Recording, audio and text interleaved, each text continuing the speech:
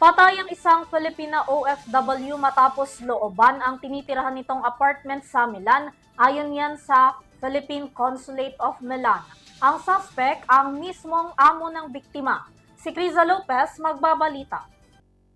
Kinumpirma ng Philippine Consulate General sa Milan ang pagkasawi ng isang 61-year-old na overseas Filipino worker sa loob ng apartment ng amo nito.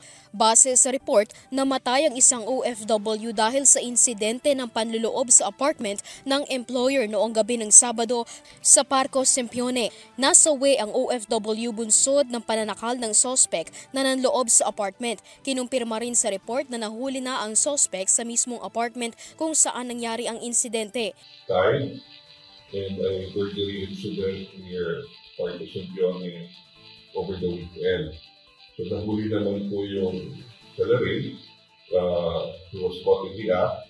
So apparently, he strangled to the part of the bayan after breaking into the apartment of the Nagpaabot na ng pakikiramay ang konsulado ng Pilipinas sa Milan sa kaanak ng OFW at tiniyak na handang tumulong ang konsulado sa anumang pangangailangan ng pamilya.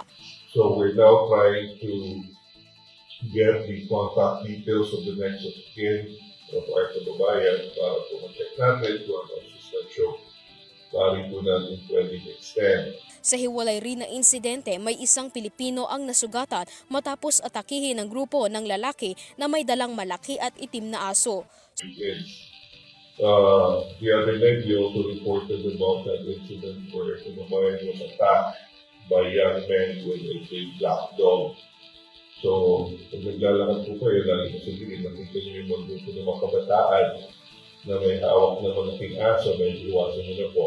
Dahil nasaktan po yung ating kababayan when he was held up by that group of young men.